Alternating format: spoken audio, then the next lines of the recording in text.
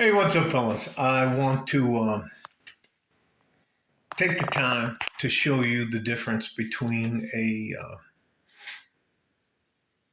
average woman and a traditional woman. And I am married to a traditional woman. Now, about 35 minutes ago, my mother-in-law, my wife's mother, called her and asked her to come and spend some time with her because she's sad, and this is around the time her husband passed away. And my mother-in-law has never remarried. My mother-in-law doesn't date or do anything like that else. So the window in back of me, I'm going to take you around and show you how I shut the house down for the day. And if you don't know much about personal security, if you can see out, they can see in. So that's my thing.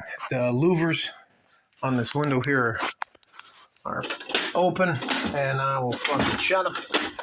But I gotta tell you something. My wife made the bed. I'll show you. She took care of a bunch of other things. I'm gonna take you down the hallway. I'm not gonna fucking crazy freak you out or anything like that. Boom, here we go. I'll take you out to the kitchen. So I'm gonna show you this. Before she left, she made sure the coffee was made. That's Texas pecan. I can't tell you. I wish I had smell-o-vision and you guys could do that. All of these dishes are clean except for these few dishes, and those are the dishes I made. Everything else was taken care of. She took care of that before she would leave. My wife believes that she can't take care of anybody else before she takes care of her husband. Now, that may sound average to you guys, but that is something I'm not fucking used to at all. And it's still like, and this is after she got up before me and made me breakfast. Now, she started running the laundry, and the only thing she asked me was if I wouldn't mind and that's the third or fourth line, if I wouldn't mind taking the load of laundry from the washer and putting it in the dryer, and she'll fold all this stuff tomorrow. Anyways, before she goes to work. So, here we go. Roll out here. I promise you guys, I'm not fucking making this shit up. There are good traditional women, but if you don't tell them exactly what you want, and you're not completely, and I mean, I was very brutal, and I was very honest, brutally honest with my now wife about what I wanted. And she had a couple of guy friends, and she had to get rid of them, and I only had to chase one of them off, but I'm not going to get into that now. But anyways, she decided that I was worth the effort, and I decided that she was worth the effort. And I'm not trying to tell you that we don't fight and have problems and that I'm some sort of savant about finding women or anything like that. No, I dated probably 162 women before I found Maria. So anyways, we don't live in a crazy neighborhood. We don't live, well, we purposely live, she picked this house out of all the places, and it's the quietest place I've ever lived in my life. I'm just, by me saying this, I'm not trying to tell you that you guys that don't want anything to do with the woman means I think you're wrong. I'm not. This isn't about being wrong or right. This is just about different decisions. But I can tell you this. A ton of it has to do with geography. Geography has a... Oh, Jesus Christ. Front door is open. Hang on. Take you up here to the front door. Lock the door. I have to leave the lights on because I don't want my wife to be afraid to come home. But I have to tell you something. Geography. I would have never in my life And now I would have never found a woman like my wife in or around, and it's called the DMV, District of Washington, Maryland, and Virginia. There are no women like that in this area. This wind's still rolling. I'm just coming out here to show you that kind of stuff, and I'll roll back inside. The thing is, I don't want you guys to think of my wife, and I'm not trying to say my wife doesn't have her faults. Every once in a while, well, we fight big time. We argue about things where, anyways, I just don't want you to think that she's a unicorn and that she's one of those people you'll never be able to find. I found the only one like her. I can tell you that there are thousands of women, single young women that are crossing the border. I'll ask you this. Consider, and I promise you, if you do it, even if you just have some clips and phrases of Spanish, and if it doesn't sit right with you about they should adapt to our society, I will ask you to look up Peter Zeihan, Peterzeihan. We have a demographic, which means a people deficit we have to make up. Now, I'm not telling you, or I'm not trying to tell you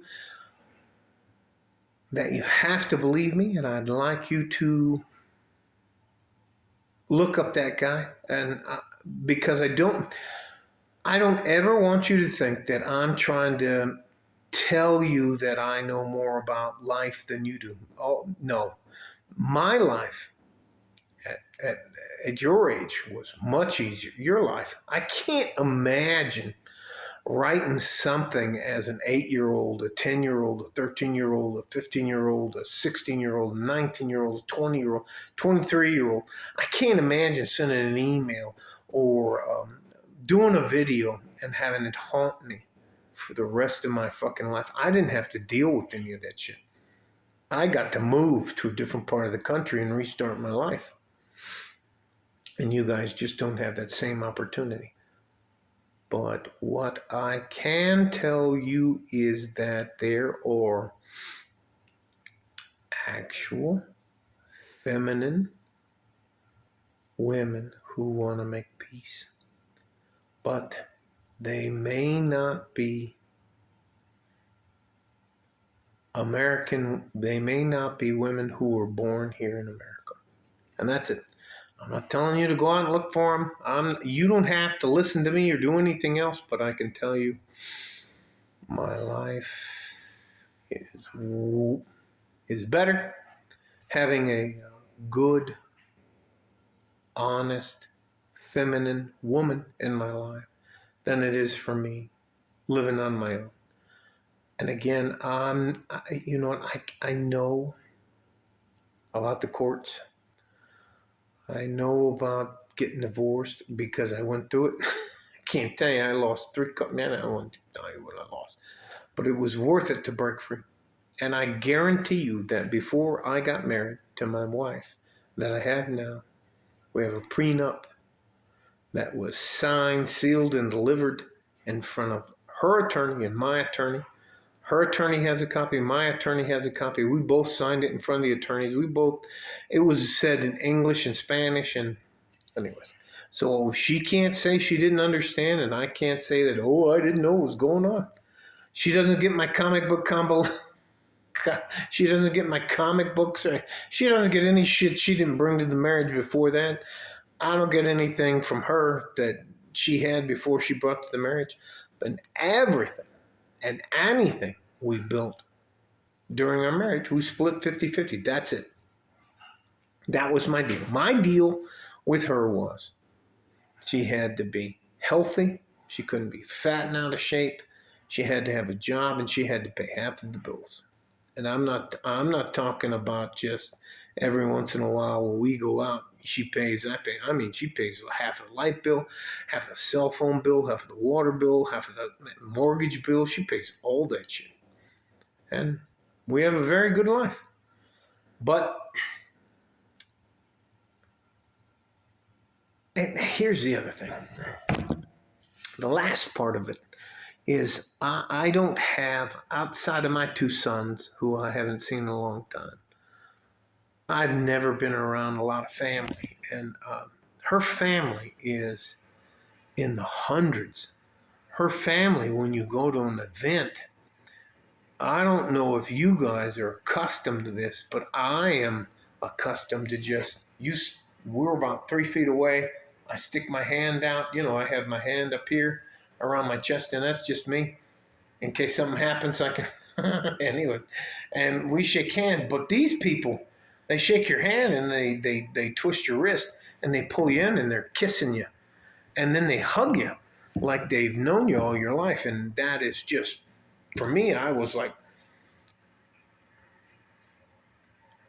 and then after you do that with about a 75 to 100 people, you're just like, they wear you out.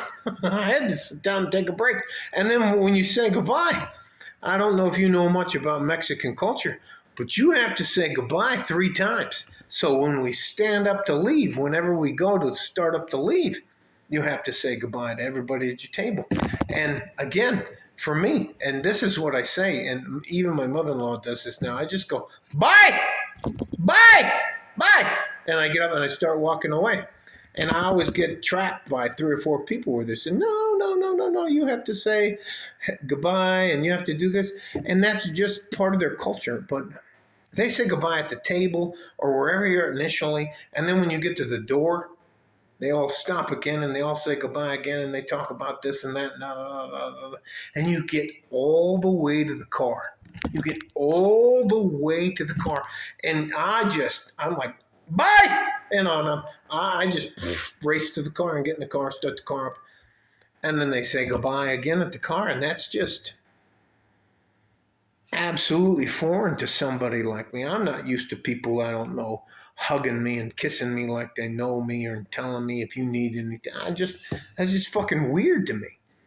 And that just means they're really good fucking people. All that to say, I hope you guys consider,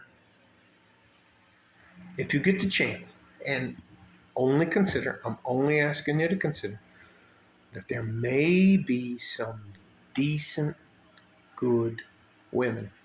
But before you will ever consider allowing a woman into your life, you have to vet her. We have to vet her. She can't have any kids. No tattoos, no fucking no neck tattoos. No, I'm not talking about a tramp stamp. The tramp stamp can be a good thing or a bad thing. Or if she has a tattoo about her mom and that kind of stuff. But nah, she has tattoos up here and neck piercings and earrings and fucking nose rings and all that. And eyebrow piercings and crazy makeup. Nah, you just fucking boonk. And I will tell you this, man. There are way more women on planet Earth than there are men. And sooner or later, they're already figuring it out in Asia and India and all the rest of that stuff. All right, let me shut the fuck up. Let me move on. You have to vet any woman that comes into your life. And condoms don't cost a lot of anything. And if you're not using a condom, and you don't have something tangible to prove that you're not doing something wrong with the one, then it is what it is. So all I'm saying is that I hope you consider finding a good traditional one. I personally believe they're out there. I'm not saying my wife's a unicorn. I'm not telling you that you can't find her, but I had to look. Honestly, I had to look outside the United States to find a good traditional one. And one of the biggest things I did before we got serious or did anything is I had to meet her family. I had to see her mother, her da-da-da-da-da-da-da-da. And I tell you what, I would do anything. And it's suegra, his mother-in-law. I would do anything for my suegra. And in the next video, I'll tell you about the time my suegra wanted to use me as a guardaespaldas, which is a bodyguard. And she took me on the ride, the only ride I've gone with her where she drove, in what she called the Diablo Rojo, which is the Red Devil. And that was her little red minivan. So I'll leave that for my next video, but I think that there are good women out there. You don't have to believe me. I'm not selling you anything. I promise you, I'm not telling you to live my life. Your life, if you're younger than I am, your life is way more difficult than mine is. All I'm trying to tell you is that I hope you leave the door open just this much for the possibility that there might be a good traditional woman out there who will love you and take care of you. But you have to have standards. She has to pay 50% of all the bills.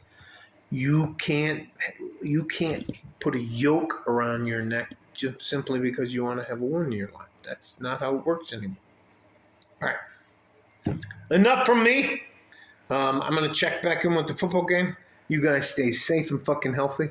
And I got to tell you something. Some of the comments you guys leave are fucking hilarious. But some of the comments you leave are very thought-provoking and true. So, and I'm talking about the guys from the UK, Canada, Asia, Philippines, Africa. It's just amazing at how many of you guys think the same thing despite your geographical dislocation. So stay safe and healthy. Take care of each other if you can. If you can't, take care of yourself. Like a fart in a G-string from West Texas, El Paso. I'm out of here.